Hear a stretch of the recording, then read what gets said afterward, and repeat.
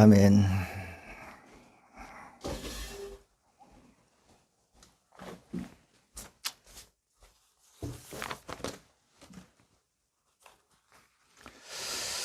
할렐루야. 주님의 은혜와 우리 삶 속에서 여러분들의 평안과 기쁨을 누리시는 저 여러분 되시기를 주의 이름으로 축원합니다. 우리 서로 한번 인사 한번 하겠습니다. 새해 복 많이 받으셨는지요? 새해 복 많이 받으셨는지요? 그래요. 우리는 세상 복이 아니라 하늘의 복을 받아 누리는 저 여러분 되시기를 주의 이름으로 축원합니다. 오늘 본문 말씀은 히브리서 12장 7절서부터 10절까지입니다. 제목이 뭐죠? 친아들이라는 제목으로 함께 은혜를 나눠보도록 하겠습니다. 오늘 말씀을 요약해서 말씀드리면 얘기입니다. 주께서 여러분들을 훈련시키거든 그것을 견뎌내십시오라는 그런 내용입니다. 여러분들이 하나님이 여러분들이 귀히 쓰기 위해서 뭘 한다고요? 훈련하거든 그것을 견뎌내라고 말을 하고 있습니다. 여러분들은 어떻습니까? 하나님이 금그릇을 만들기 위해서 여러분들을 훈련시키고 단련시킨다고 합니다. 우리는 그것을 이겨내서 정말 하나님이 기뻐하는 그런 삶, 또 우리가 꿈꾸는 그러한 삶을 살기 위해서는 이겨내야 할 줄로 믿으시기 바랍니다. 그래서 너희는 참음은 이 참는다는 건 견디다. 그리고 끈끈하다, 진하다, 이런 뜻을 갖고 있습니다. 그러니까 뭘 얘기를 하냐면 이것을 인내하다는 뜻을 갖고도 있어요. 그리고 어근에 들어가면 너희가 결단코 죽지는 않을 것이다 라는 얘기를 하고 있습니다. 고집을 꺾어버려야 합니다. 잘못된 이념 사상을 그것을 꺾어버려야 합니다. 근데 이 잘못된 이념과 잘못된 것들을 우리가 이걸 어떻게 할 수 있겠냐는 거죠. 이걸 아는 것도 참으로 중요하다는 것을 여러분 기억하시기 바랍니다. 늘 얘기를 하지만 내 자신을 볼 줄 알아야 되고 이것이 나의 이념인지 무엇이 있는지 여러분들이 알아야 할 것입니다. 그래서 이 징계라는 것은 체벌이라는 뜻을 갖고 있어요. 체벌. 그리고 교수라는 뜻도 같이 갖고 있습니다. 여러분, 자녀들이 정말 어디에서 교육을 받는다고 생각을 해요? 가정에서 진짜 교육은요, 가정에서 이루어지는 겁니다. 그러니까 아들이라는 표현을 하는 거죠. 하나님의 아들. 그래서 진짜 참 교육은 어디서 이루어진다고요? 가정에서 이루어지는 겁니다. 그 부모의 모습을 보고 자라가는 거죠. 그러니까 사회에서 배우는 것은 우리가 살아가면 우리 사회성 동물이 있게 사회성이지만 가정에서 교육을 한다는 거예요. 그러니까 부모인 그 가정의 당사자들은 어떻게 살아야 하냐는 거예요. 정말 자기 자신에게도 부끄럽지 않는 삶, 하나님과의 관계에서도 부끄럽지 않는 삶, 그 삶을 살아야 된다는 것을 얘기를 합니다. 그래서 가정교육이 굉장히 중요하다는 거예요. 가장 중요한 부분이에요. 그리고 거기는 양육이라는 뜻을 갖고 있어요. 부모는요, 자녀에게 안수할 수 있습니다. 그래서 야곱이요, 누구에게요? 자기 12아들을 안수하고 축복하는 것을 보게 되지 않습니까? 누구나 부모는 자식에게 축복할 수 있고 양육할 수 있다는 거죠. 그래서 이 징계라는 것은 뭐예요? 때로는 잘못했을 때 야단도 칠 수 있어야 된다는 거죠. 그래서 훈계를 받고 자란 아이하고 훈계받지 않는 아이는 다르다는 거예요. 아무리 명석하고 뛰어난다 할지라도 가정 환경이 안 좋으면 어떤 일이 생겨요? 그 아이는 삐딱하게 자라는 경우가 통계적으로 이렇게 나와 있죠. 쌍둥이를 낳아서 다른 환경에서 자란 아이들이 너무 이게 성격 차이가 보인다는 것도 우리는 너무도 잘 알고 있는 것을 기억하시기 바랍니다. 그래서 받기 위함이라는 것은 이게 전치사임수도 목적어예요. 그리고 방향을 가리키고 있어요. 정직하고 바로 살아야 할 것을 얘기를 하는 거예요. 그래서 하나님의 은혜는 뭘요? 의로움으로 살아가야 된다는 거예요. 하나님의 의로움으로 살아가야 된다는 거예요. 저와 여러분이나 우리 하나님 아버지를 뭐예요? 내 부모로 섬기고 살아가고 있다는 거죠. 그러면 우리는 어떻게 해야 되냐는 거예요. 진짜 하나님을 나의 아버지라고 생각을 하고 그 아버지의 가르침에 우리가 순종하고 살아가야 하는 것을 얘기를 하고 있습니다. 여러분들은 어떻게 살아가고 있습니까? 하나님의 의로 살아가시길 주의 이름으로 축원합니다. 그래서 뭐라 그러죠? 여러분 고난으로 징계를 알고 견디어 나가십시오 그랬단 말이에요. 그러니까 하나님 여러분 나를 아들로 삼았기 때문입니다. 하나님의 저와 여러분을 뭐예요? 나를 아들로 삼아 주셨다는 얘기예요. 그래서 뭐예요? 우대하신 아니겠다는 게 가져가다, 데리고 가다 이런 뜻을 갖고 있어요. 결국은 하나님이 우리를 어디로 데려가고 싶어 하시는 거예요? 하나님 아버지, 그 베델, 그 집에 데려가고 싶어 하신다는 거예요. 근데 그곳은 어떤 곳이에요? 지금 우리의 이 빛보다 7배나 더 밝다 그랬었어요. 7배나 그 밝은 그것에 우리를 데려가게 함이라는 거예요. 그래서 우리를 우대한다는 거예요. 근데 거기에 진짜 투명하고 맑고 지금 우리 햇빛보다도 7배가 밝은 그곳에 데려가기 위함이라는 거죠. 그러기 위해서는 하나님이 친아들에게 채찍도 아끼지 아니하시고 또 격려도 아끼지 아니하신다는 거예요. 여러분 어때요? 하나님께 받은 복을 한번 세어보세요. 얼마나 많습니까? 그렇죠? 그러나 하나님께서 또 잘못하게 되면 회초리도 들기도 한다는 거예요. 그러니까 우리가 말씀을 드렸지만 우리가 어떨 때는 재난을 만나잖아요. 그렇죠? 재난을 만난다는 것은 뭐예요? 역경이란 거 만난다는 것은 무엇을 얘기해요?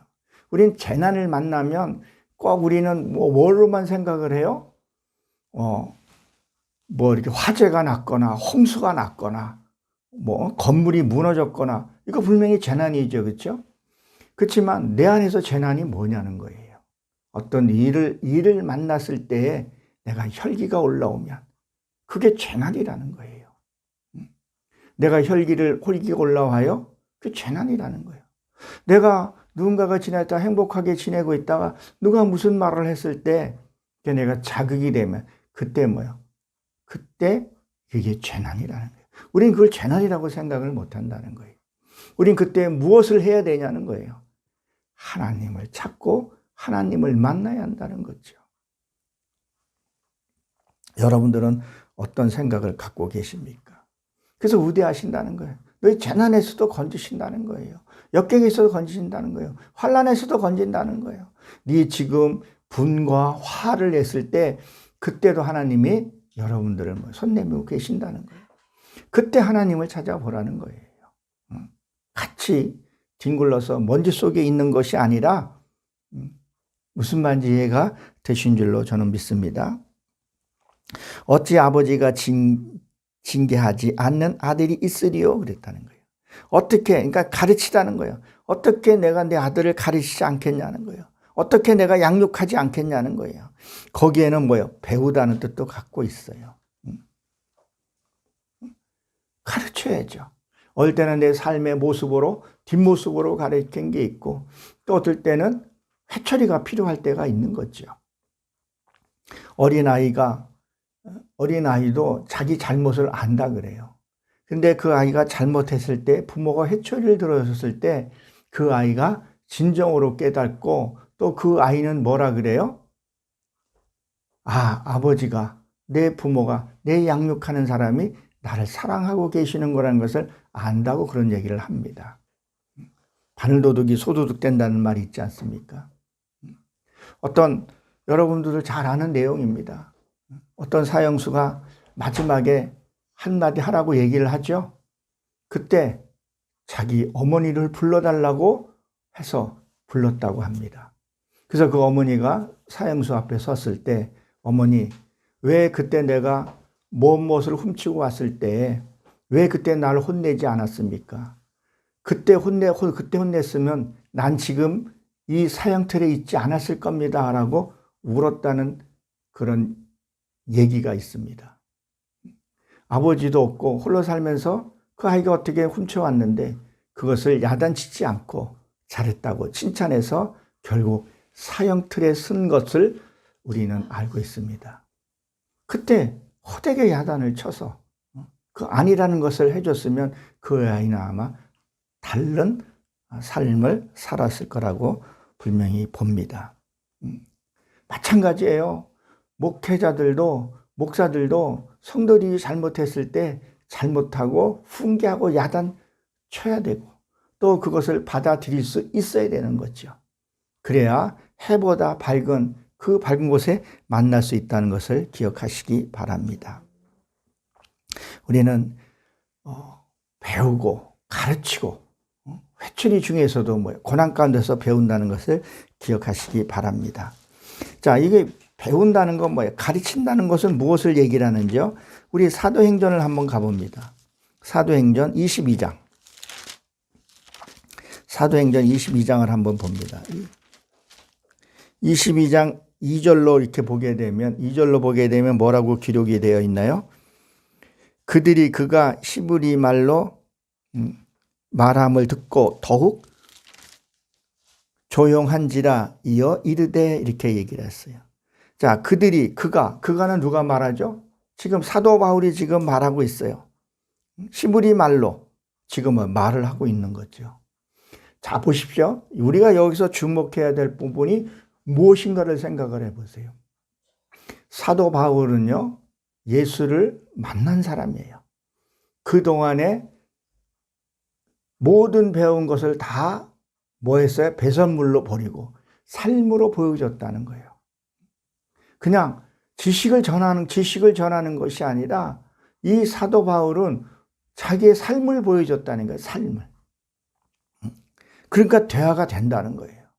나는 술 먹고 나는 예수를 믿으면서 오만 거짓말 다 하고 다니면서 너는 봐도 살아라. 그랬을 때 과연 그게 먹히냐는 거예요. 안 된다는 얘기를 하고 있는 거예요.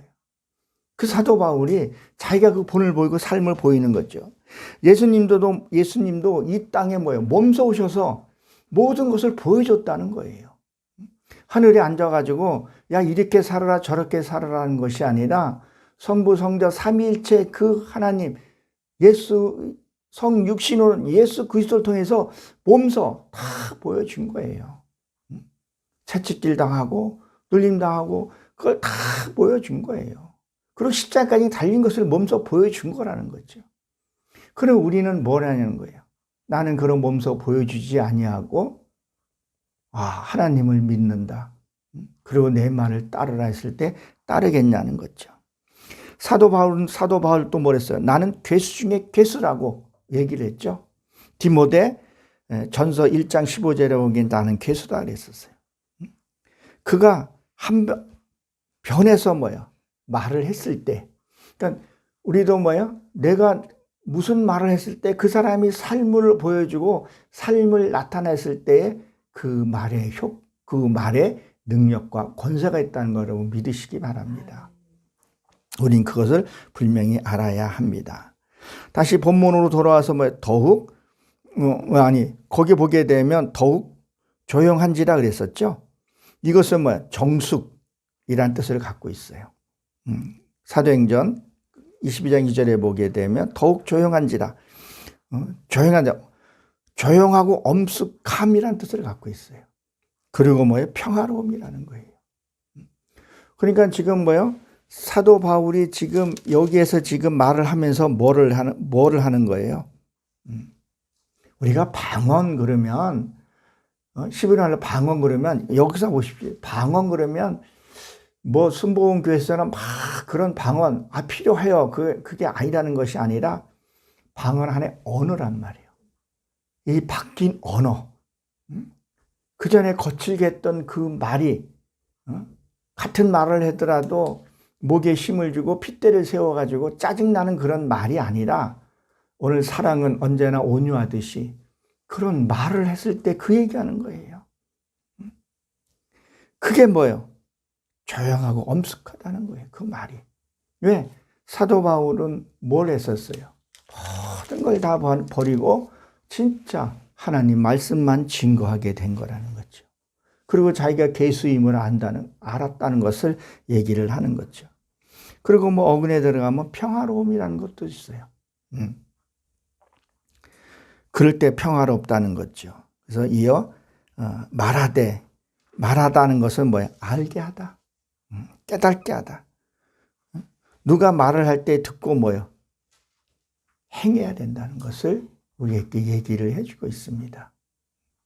정말 저도 내 삶이 변하고 그리고 언행일치되기 위해서 저도 몸부림을 어떨 때는 때로는 진짜 화가 목구멍까지 올라오고 혀에까지 올라와도 때로는 그것을 이겨내는 경우가 있다는 거죠.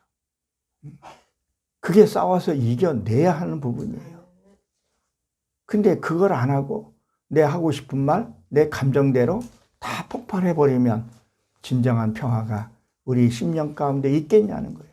절대 그럴 수 없다는 것을 기억하시기 바랍니다. 우리 8절을 한번 본문 8절을 보면 뭐였죠? 이건 누구나 한번 다 읽어보고 이 내용은 아는 내용입니다. 알고 있다는 거죠. 하지만 정말 말씀을 살고 있냐는 거예요. 여러분들이 실천하고 살고 있냐는 거죠. 아무리 말씀을 많이 알고 아무리 구슬이 열마리라도 깨야 구슬이 된다고 그러지 않겠어요? 우리가 기억을 해야 됩니다. 우리 한번 8절 한 목소리로 같이 한번 읽어보겠습니다. 징계는 다 받는 것이라 너희에게 없으면 사생자여 친아들이 아니니라 그랬었어요. 여러분 한번 생각을 해보십시오. 내 주변에 옆집에 있는 아이가 잘못된다고 하더라도 물론 위급 상황에 처했을 때는 구해줄 수 있겠죠. 그렇죠? 어떤 응급 상황에서는 119에 신고해 준다든가 경찰에 신고해 주는 거 아니 직접적으로 신체를 닿아서 도와줄 수는 있어요. 그렇죠? 그렇지만 그 아이들이 비성장으로 자라가는 거에 대해서 우리가 어떻게 할 수 있는 부분이 사실 없어요. 할 수 있는 방법이 없어요. 피어싱을 여기저기 하고 문신을 하고 물들이고 담배 피고 그들이 성인이 돼서 그들이 마음대로 하고 있는데 무엇으로 할 수 있겠어요? 그러나 내 자녀마저도 그렇게 안 된다 그러면 어떻게 되겠습니까? 그 아이도 아차하면 사형대에 쓸 수 있거나 아니면 자기 스스로 생을 정리하는 경우도 생길 수 있다는 거죠. 반드시 내 자녀에게는 회초리로 들을 수 있어야 돼요. 우리는 꼭 이렇게 되면 진짜 육체적으로 보이는, 이따가 또 말씀을 드리겠지만 그것만 얘기하는 것이 아니라 나도 내 안에 세워져는 과정 속에서 나를 채찍질할 수 있어야 된다는 얘기를 하고 있다는 것을 기억하시기 바랍니다. 그렇지 않으면 뭐예요? 정말 사꾼 목사같이 되더라는 거예요. 여러분 성경에서 사꾼 목사 얘기 많이 나오죠. 자, 에스겔서에 보면 이런 말씀이 있습니다. 하나님께서 너희에게 맡긴 10마리가 있다 그래요. 양을 10마리 줬더니 5마리는 담 너머로 도망가고 3마리는 네가 잡아먹고 2마리는 병들었다 그래요. 담 넘어갔다는 얘기는 뭐예요? 너에게 양을 맡겼는데, 너에게 내 택한 백성을 너에게 맡겼는데 그 양이 어디예요?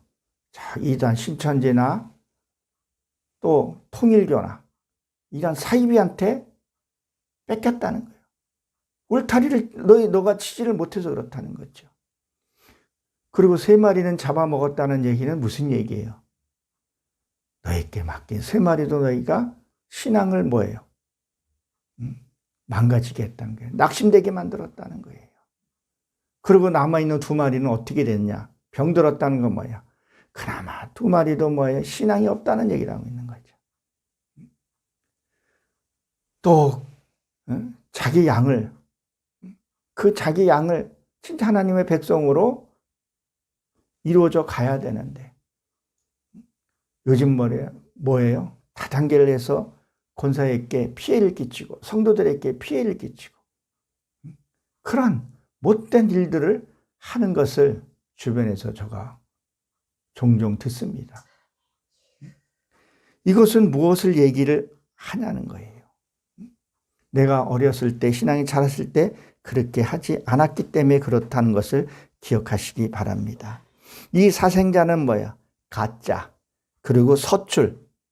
사생자라 그래요. 서출. 옛날에는 서출은 대접을 못 받았었죠. 그 얘기를 하고 있습니다. 그래서 친아들이 아니다 그랬었어요. 로마서 8장에 보게 되면 뭐라 했어요? 많은 아들 중에서 내가 맏아들 되기를 원한다 그렇게 얘기를 했었죠. 청한 사람은 많지만 택한 사람은 많지 않다는 얘기를 하고 있는 거예요. 진짜 우리 보세요. 여러분 자녀의 또래들이 많아요. 근데 진짜 내 아들은 몇 명, 여러분은 자녀를 몇 명씩 두었습니까? 옛날에는 10남매 뒀다 그래요. 뭐 많게는 10남매, 적게 뭐 나야 5남매예요. 저희 가족도 5남매고 저희 처가도 5남매예요. 근데 내 자식은 그렇지 많지는 않았었어요. 사도 바울은 아들이 몇 명이었죠? 내가 낳은 아들 디도하고 딱 두 사람만 자기 아들이라고 얘기를 했던 것을 보게 됩니다. 디도하고 디모도를 둘을 친아들이라고 얘기를 했다는 거죠. 하나님께서 너의 심령에서도 그렇지만 그 맡긴 양을 잘 양육해서 하나님 앞에 드려야 할 것을 믿으시길 바랍니다. 우리를 양자도 아닌 친아들로 두시겠다는 얘기를 하고 있어요. 친아들. 말만 들어도 얼마나 감사한 일입니까? 보십시오. 9절에 보게 되면 또 뭐라 그랬습니까? 이 또라는 단어가 그 다음에 후에는 나의 나를 가리켜서 얘기를 하죠. 뭐라고 얘기를 하고 있습니까? 육신의 아버지가 우리를 징계하여도 공개하거든 그랬었어요. 이 공경이라는 건 존경하다, 존중하다 이런 뜻을 갖고 있습니다. 이건 회전하다, 혁명 같은 것을 얘기를 해요. 그래서 훈계를 받지 않는다? 그러면 그것은 안 되는 거죠. 여러분 잘 한번 생각을 한번 해보세요. 훈계가 과연 몇 살 때까지 훈계를 할 수 있을 거라고 생각을 하세요? 다 큰 자녀에게도 훈계할 수 있을까요? 훈계하지 못해요. 훈계할 때가 있는 거예요.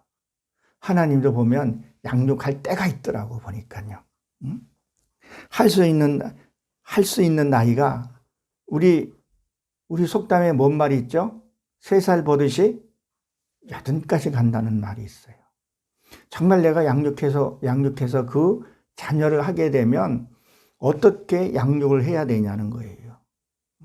정말 그 아이를 정말 하나님의 말씀을 위해서 때로는 채찍으로, 때로는 회초리로, 때로는 격려하는 말로 가장 기본인 것은 사랑으로 해야 되지만 그 회초리도 필요하다는 거예요. 그래서 잠언에서 얘기하는 게 뭡니까? 너의 자녀를 훈계할 때 회초리를 아끼지 말라고 하는 이유가 바로 거기에 있다는 것을 기억하십시오. 3살 버릇이 8까지 한다.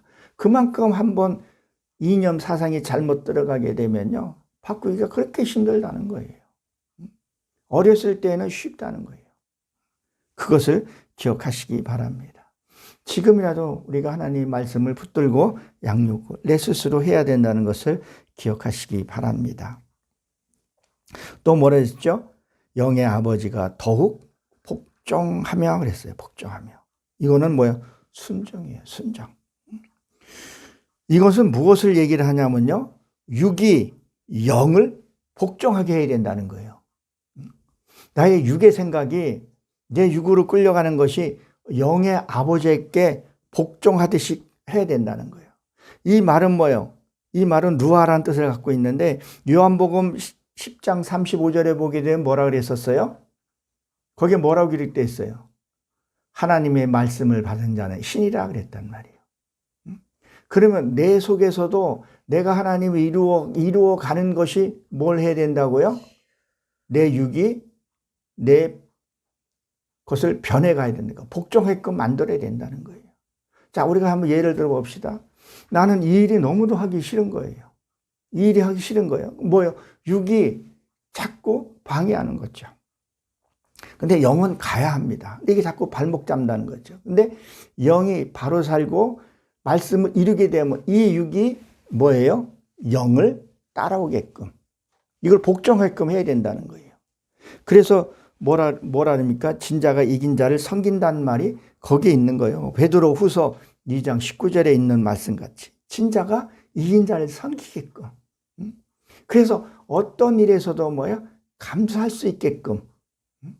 이 육이 보고, 그러니까 내 안에 있는 변화받진 그 육이 그 변화 같은 것을 내가 기뻐할 수 있어야 된다는 거죠.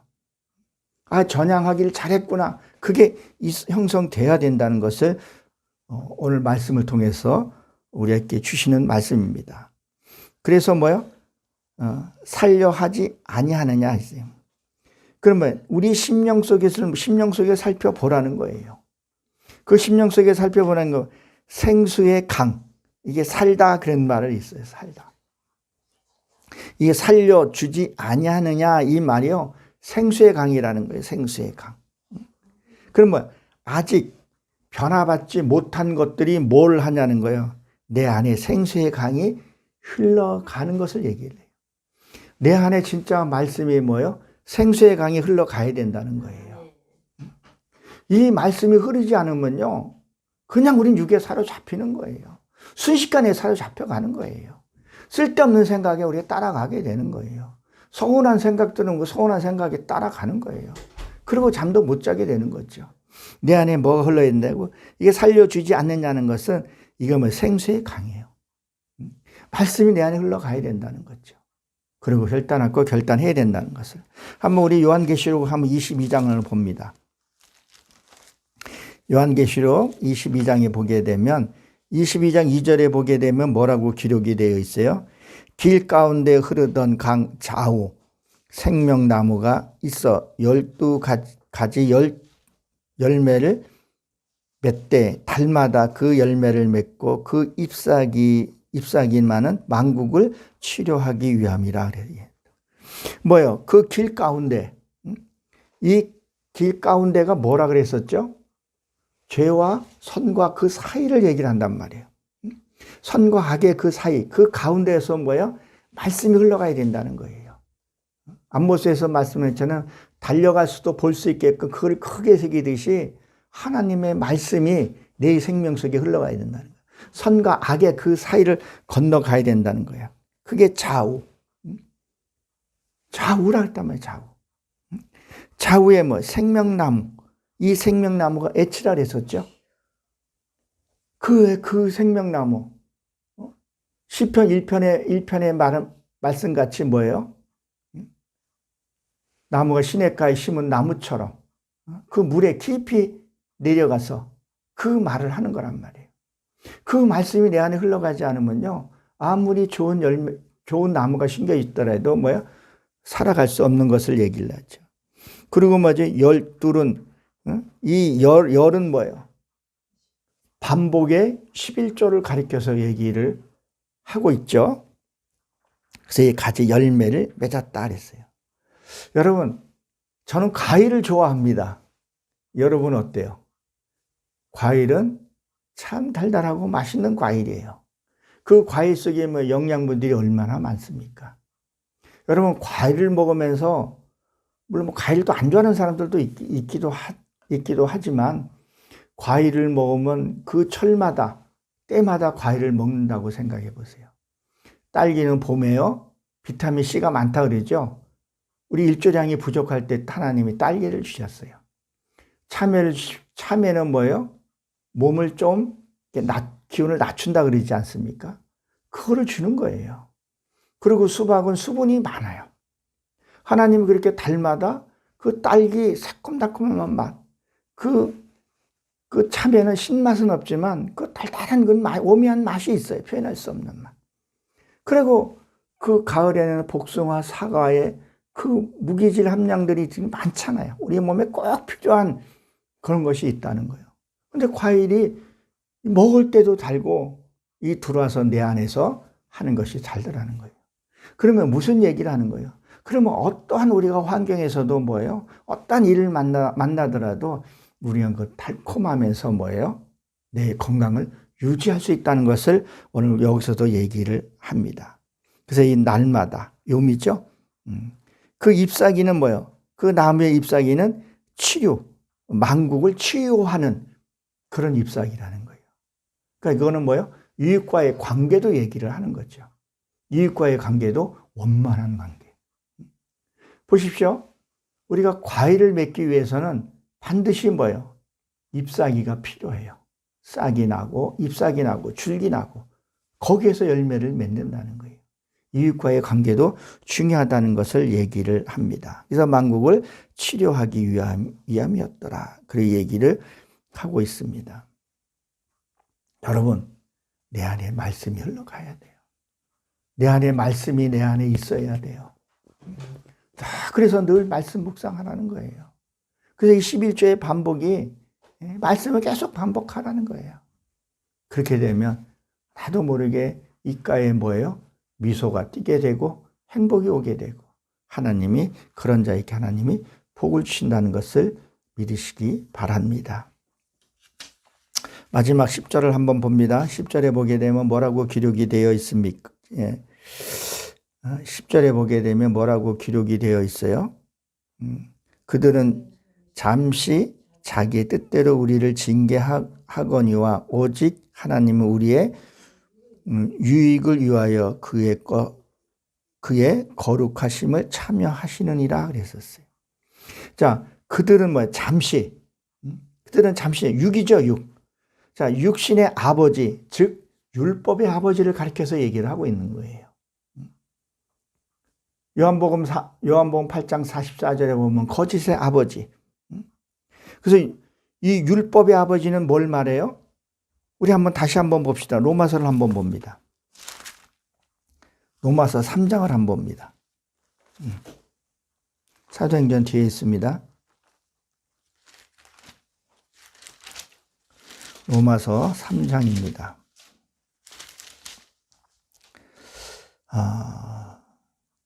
로마서 3장 20절에 보게 되면 뭐라고 되어 있어요?